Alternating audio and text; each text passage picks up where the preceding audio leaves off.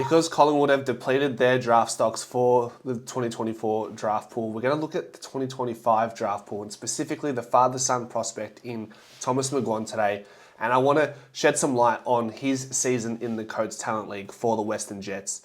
He didn't play in the national championships, but being that smaller size midfielder, there is an abundance of them in this current draft. So obviously they're usually going to get the tip ahead of a bottom major from the Western Jets. What we're seeing from him and the signs that I've noticed in his game have been extremely promising, and he's shown some important characteristics that need to be inherent within a player to take it to the next level.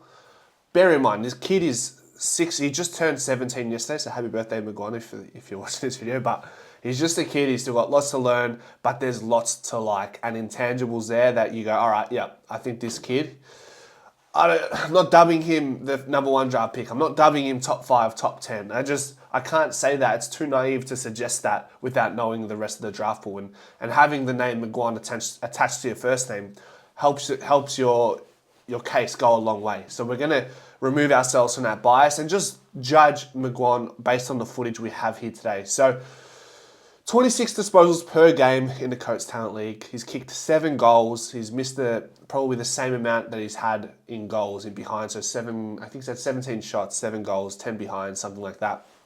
Very offensively minded and seems to be the architect within the midfield zone, the middle third of the ground. He likes to operate through that corridor quite a bit and remain in there. And as soon as he sees an opportunity to get forward and get ahead of his opposition midfielder, he'll look to take that advantage there. So he will look to get forward at all times, particularly out of those stoppages in the middle. And then what I did notice is he's much an outside player at the moment when it comes to being in the midfield in the centre bounce. I think his first couple of games in the Coates League, he started on a wing and now he's been pretty much shifted into a full-time on-ball role. And he's not the hit 2 guy, he's the guy who gets that second ball. So somebody wins the hard ball within the contest and he gets the hands, and he's the man who has the keys to the engine room, and he's the architect for what is to develop further down the field. So we'll get into some of the footage and maybe I can articulate my points a little bit better doing it this way. So we'll go McGuane, number 7, okay. And he's sort of just lingering, he's asking for it, his hands are out wide. He gets denied the first time. We'll fast forward it here. And what you'll see is he finds a way to stay involved, gets the hands, he's looking for another one, he overlaps there. You think, okay, maybe he's done in this sequence. No, he's looking to get the handball received to keep the game in motion. And hits just about the only target you could probably hit as far as what the footage is suggesting, right? So you'll see a lot of this from Thomas McGuane, a lot of the hands out, asking for the ball, being very demanding on the ball, very loud. One of the loudest on the field, just watching some of his games from this year. When he's around, you'll be able to hear him and you better give him the ball. And it's similar to Nick Dacos. I'm not going to draw comparisons, but I'm just saying, Nick Dacos, you watch him at training, you watch him live, he's screaming for that ball. And if he doesn't get the ball and he thinks he was in a good position to receive it, he'll let you know. I think it's quite similar with Thomas. Moving on, again, McGuane moving in the midfield, gets a hand pass and another handball receive and just slightly misses this target here over the number 3. And then Thomas McGuane on the outside, sort of just evades, doesn't panic and looks for something nice on the inside. What I like about that is he could have easily just bombed it forward once he was, once the frontal pressure was being applied from his opposition. But he took his steps, he evaded, he delayed what was, developing, and he looked inside, and this kick going inside ends up turning into an inside 50.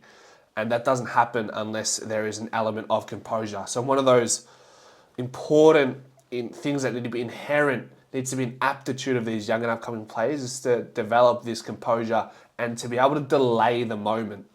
I like to refer to that quite often. If you can delay the moment, you'll find something. Just don't panic. And he does that in this situation. Okay. Thomas McGuane at the front of the contest here. Doesn't give up. Gets ahead.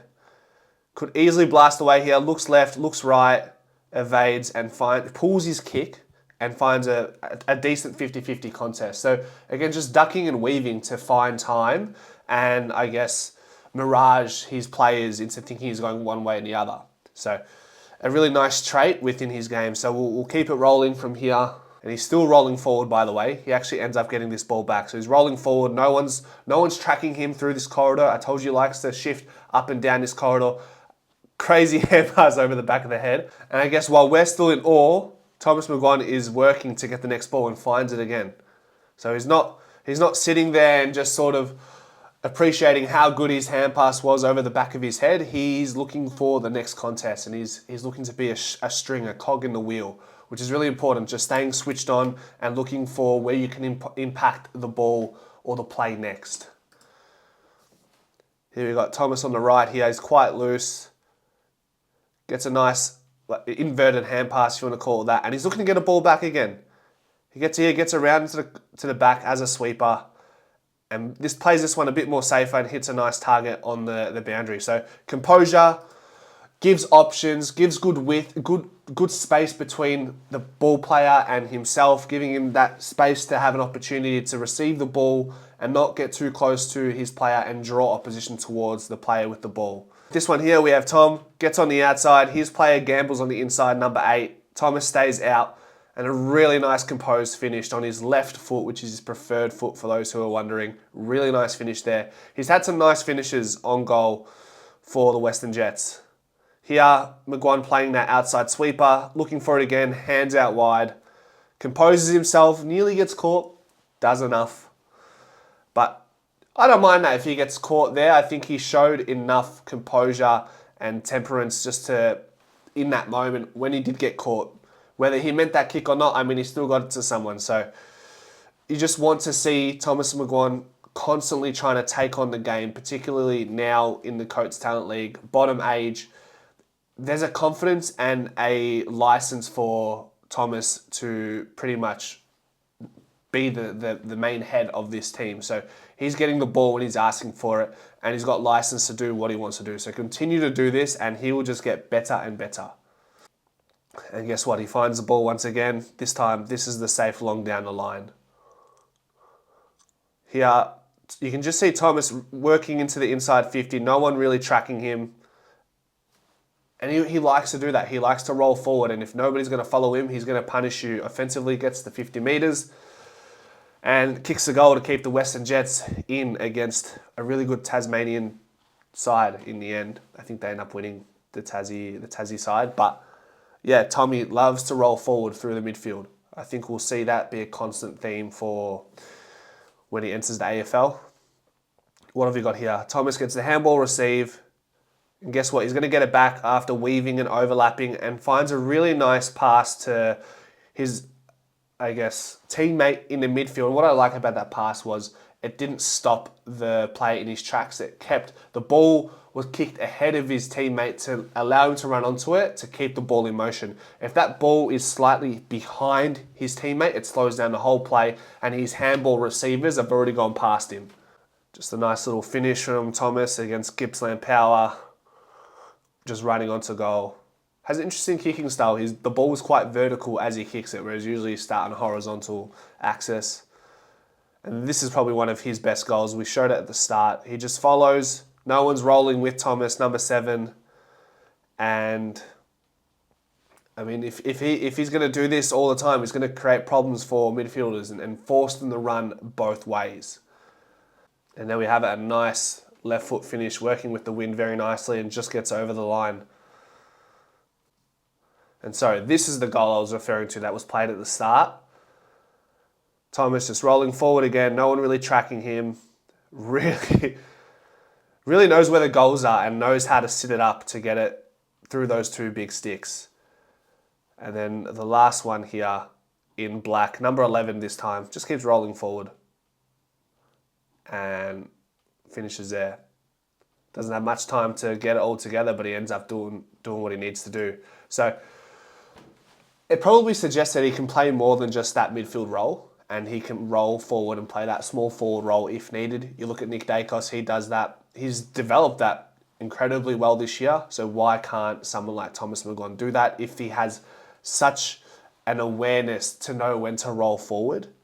But what we want to see from McGuane next year is develop some strength, perhaps his endurance looks good already, but it'd be strength and just showing us what you can do on the inside. I think the best midfielders in the AFL can do it on the inside and the outside. Look at Nick Dacos. Last year, he wasn't the hit two. He was what Thomas McGuane is doing now, get that second pass out of the centre, whereas Nick Dacos this year is the hit two guy. Patrick Cripps is more of an inside player. I was meaning to say Bontempelli, inside and out. Who else have we got? I'll give you one more and then I'll leave it at that. Lachie Neale, inside and out, and can kick goals as well. So Thomas McGuane's potential, his ceiling is high. I don't know where it lands him. As far as the draft is concerned next year, I'm not going to do that. He's young. He clearly looks like he's enjoying his footy at the Western Jets and can only mean good things for Collingwood moving forward. Go Pies.